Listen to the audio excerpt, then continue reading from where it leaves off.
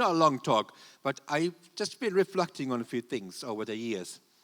And I think it's very important to understand the difference between these prophetic words, because I've encountered myself a lot of confusion, and so have many others. So what is a word with near immediate fulfillment?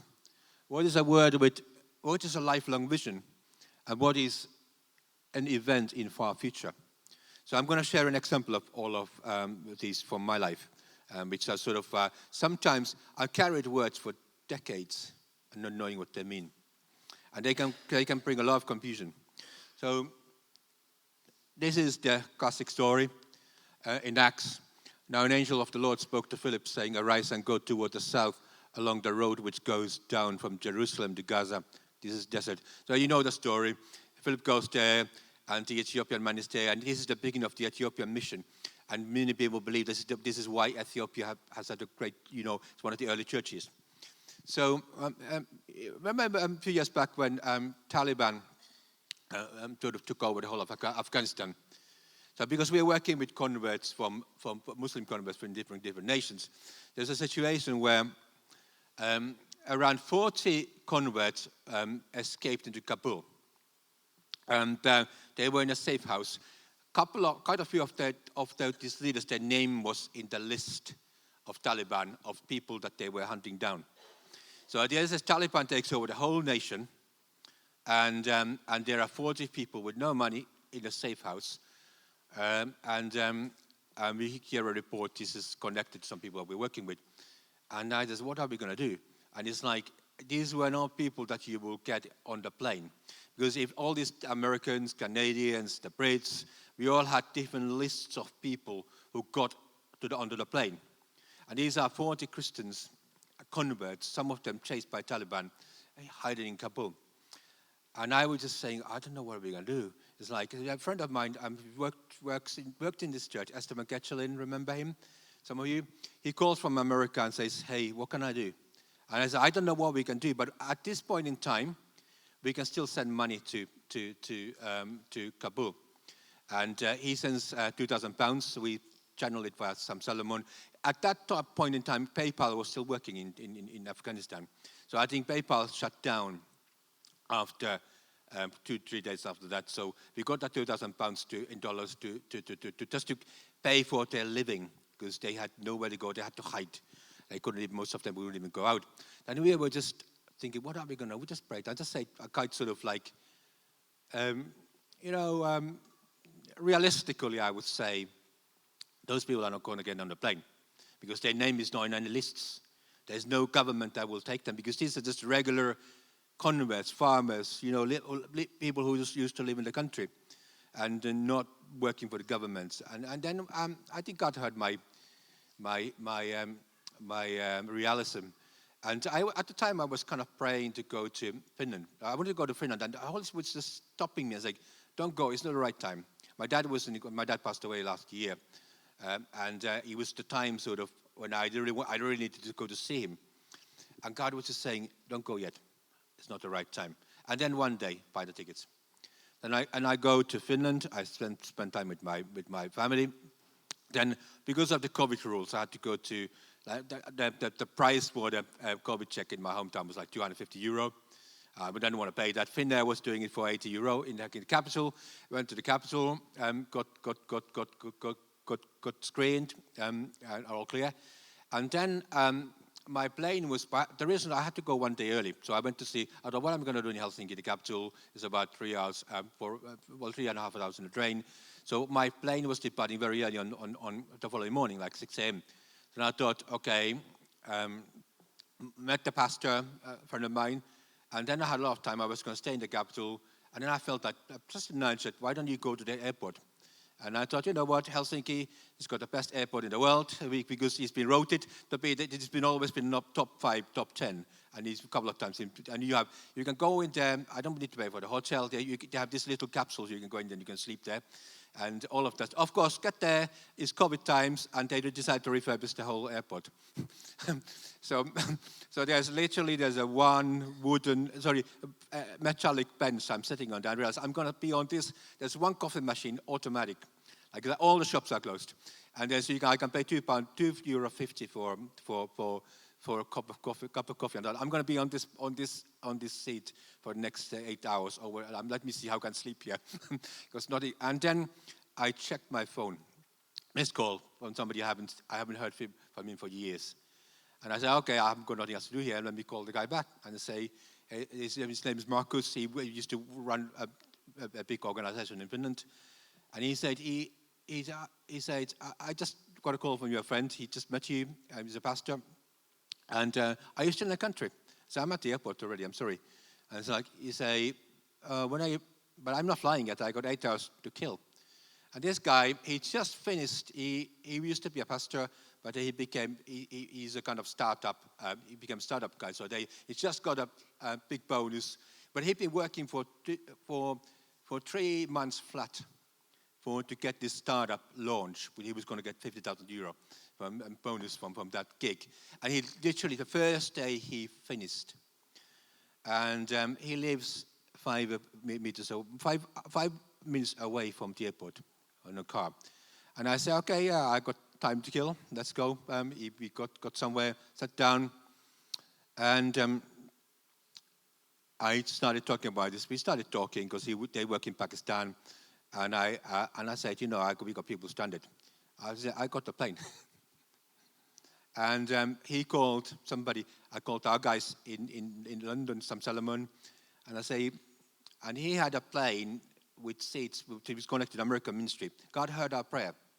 And God led me to that bench so that 8 of these people would get out of the country. So because this was another charity that was running this. And he delayed my holiday so that this first of all, this was happened. It was nearly 1 month after the Taliban had taken over. And there was some of so they you know what those people did? They went to I think Abu Dhabi and started a church in the refugee center. Basically, they went from there, and they said, we want to start a church. But they said, all the Afghans are Muslims. We're not. And so, protected by the American government, they started a church in the refugee camp. But those lives were saved. But if you think about it, it's like, what did it take? It took me to change my life around and hear the Holy Spirit. And it's almost like God was hearing not unbelief. I wouldn't call it that. It's just a reality. Because so many other of these people are there still. There are people still hiding from Taliban in Africa. So I don't know exactly. It's almost God provided the finances for them to stay in that house, £2,000 for a friend. And then I say, you know what, I know somebody else who can get those people on the plane. At a chance meeting, in one sense, he took me to the place to see the guy who lived 5 minutes away from the airport. He's now in Florida, so he doesn't even live there anymore. It's sort of, but at that point in time, that guy had a number that he could call, and we got the people on the plane. That's God. And this is the tough one. No one will be able to stand against you all the days of your life. This is Joshua. As you know, as I was with Moses, so I will be with you. I will never leave you nor forsake you. Be strong and courageous, because you will lead these people to inherit the land as for their ancestors to give them. So this is the situation. What is this prophecy about? This is a lifelong service. This is a lifelong fight. Lifelong fight. You know, anybody here, Marcelo, Michelle, myself, anybody, Dear Gracias, Fire, anybody who's speaking here, Ron, we all have had the calling. We always had to fight for it. Yeah, Eddie, yeah. How many years have you served? 40 years. 40 years. And how many fights, how many upheavals, how many spiritual battles are in that journey? You don't even remember all of them. Sometimes God has to remind. So something like, just to sort of illustrate this. You know, after, it was just before COVID, I'm going back to the history lane, but there's a reason to it. We were in Lebanon, and then with Pastor Colin, came back, and we were looking at how do we continue this work. And then COVID hits, everything gets shut down. And then at that time, we were in a point where a lot of the overseas work would have grown. And then suddenly, how do you minister when you can't see the people? especially in the places where there's a bad data connection. Anyway, so out of the kind of like eventually came a project that we were working in Central Asia, so we were using sort of spirit to release content to a number of countries in Central Asia. But it's also, I was praying as God, because I had just met some great people in Lebanon and from Syria, which we are still working with right now. And how is this going to continue? I was praying. It sort of started a big, like quite a major spiritual warfare season, which was, so then we had the situation where we were doing a deal with the Russians. You always have to do a deal with the Russians somewhere in the story. It's sort of no matter what happens. So we were doing a deal with the Russians for them to produce 250 episodes of content for sort of subtype our content, but subtitled in. Sorry, that was dubbed in Russian. So I think at that precise time when this happened at home, when it happened, the deal was being made. I was praying for it, and in our house there was like a spirit of violence that came. Just an unrest came onto the house, and one of the things that happened was like my wife nearly lost her sight. And we're going to like there was an accident, and then half an hour after that, I looked at my arm, and my arm was bleeding, and there's no particular reason for it. So I literally have a scar, deep scar. A bleeding scar, and it's the size. It's here, still here. It's going to be the rest of my life, and it's the shape of the crescent. It's the shape of the crescent. And somebody had prophesied about it 6 months earlier. I didn't know what it would mean that my arm would be bleeding, and you'll be anyway. There's a whole story to it, but so I am carrying the shape of the crescent on my arm.